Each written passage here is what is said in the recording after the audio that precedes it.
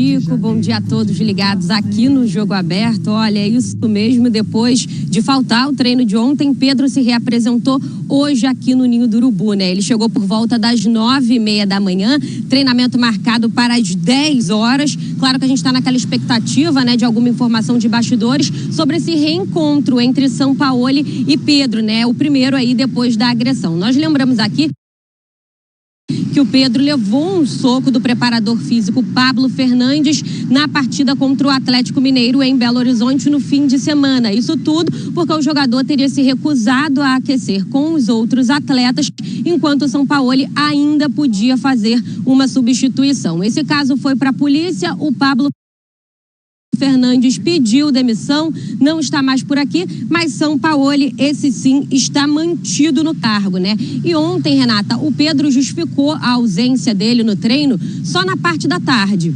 O jogador alegou que sentiu dores no rosto e também que não estava se sentindo confortável para vir até o CT. E olha, Renata, essa decisão do Pedro, ela não agradou os jogadores, né? Os atletas ficaram o tempo todo ao lado do atleta no momento da agressão, mas não gostaram nada dessa decisão do Pedro de faltar o treinamento. Bom, o vice-presidente de futebol, Marcos Braz, e também o diretor Bruno Spindel ontem se reuniram, né, com representantes do Pedro e também com o pai do jogador aqui no centro de treinamento do clube. Logo depois,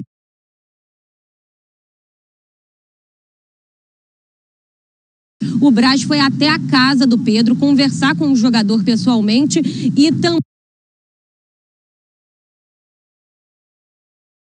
também com os familiares. E aí ficou definido que o Pedro iria voltar às atividades hoje, assim foi feito. O Pedro está nesse momento treinando aqui no Ninho do Urubu. O que não está definido ainda é o futuro do jogador. Isso porque ele quer mais oportunidades. A nossa equipe preparou uma reportagem, Renata, sobre essa disputa no ataque, principalmente entre Pedro e Gabigol. E os números são curiosos. Sob o comando de Sampaoli, né, foram 27 jogos e Pedro atuou 20 vezes. Vamos conferir.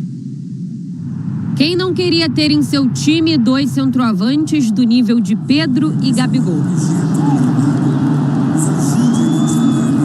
Quando Pedro chegou ao clube em 2020, era visto como a sombra de Gabriel, que tinha acabado de conquistar Brasileiro, Libertadores, entre outros títulos, como protagonista. Sombra? Ó. Que sombra nada, sombra pros adversários. Pra mim, não. Ele tá comigo. Jesus, Domi, Ceni, Renato Gaúcho e Paulo Souza tiveram dificuldades para escalar a dupla. Não consigo ver essa possibilidade em começo com os dois, mas eu tenho ainda 2, 3 dias para pensar, para olhar, para ver se é possível. Foi Dorival Júnior que promoveu a titularidade de Pedro, principalmente porque Bruno Henrique tinha sofrido uma lesão no joelho. Só que Gabriel passou a jogar mais recuado. Eu achava isso tudo muito estranho, até porque, isso eu falei logo que eu cheguei.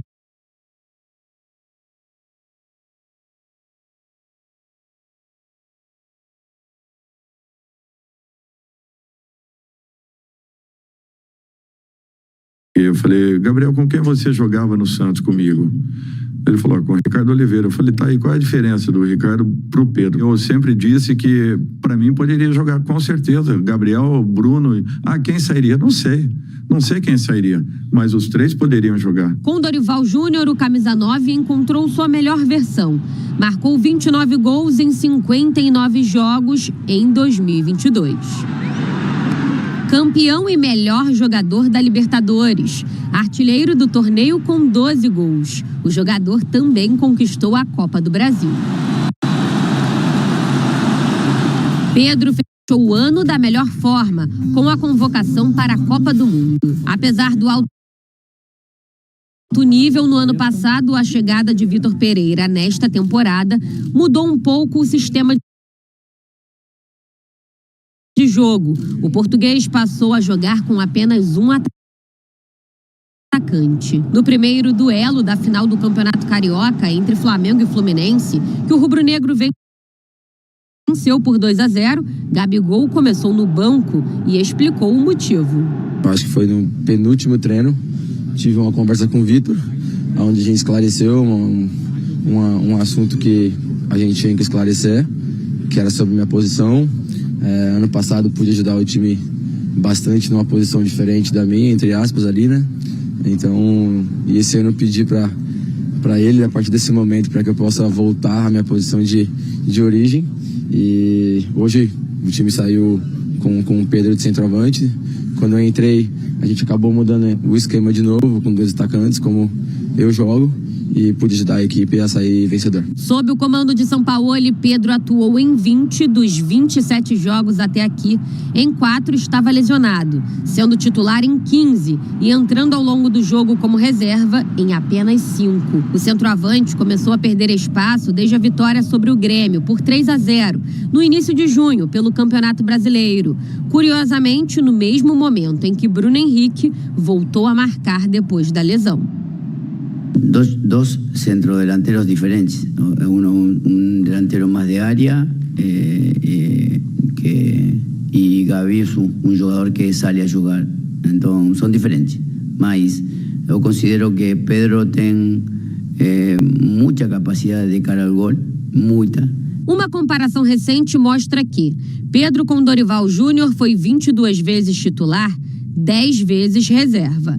Com Vitor Pereira, 14 vezes titular e apenas uma vez saiu do banco. Já com Sampaoli, 15 vezes titular e 5 reserva. Com o argentino, Pedro não foi utilizado, apesar de estar disponível, em 3 oportunidades. 2 pela Copa do Brasil, contra Fluminense e Atlético Paranaense, e no último sábado, contra o Atlético Mineiro pelo Brasileirão, jogo em que o atleta foi agredido pelo preparador físico Pablo Fernandes, por ter se recusado a aquecer com os outros companheiros, enquanto Sampaoli ainda podia fazer uma substituição. Depois de ter faltado o treino de ontem, Pedro se reapresentou hoje no Ninho do Urubu e vai conversar com o Sampaoli pela primeira vez após a agressão.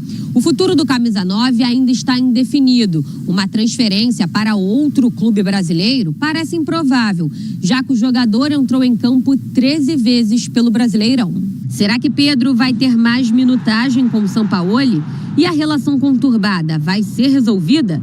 Pedro e Gabriel vão voltar a jogar juntos?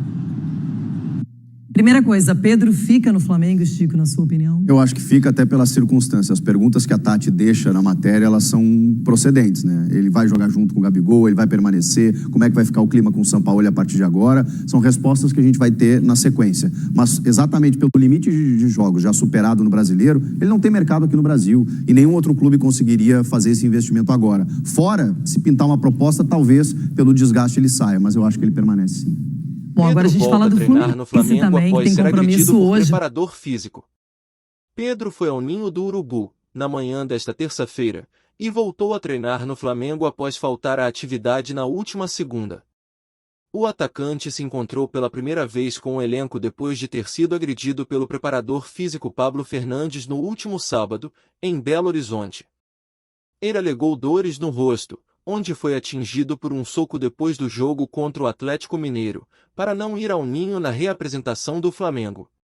Pablo Fernandes pediu demissão do clube, que se reuniu com Pedro na tarde de segunda e definiu que o jogador voltaria aos treinos nesta terça. Entenda.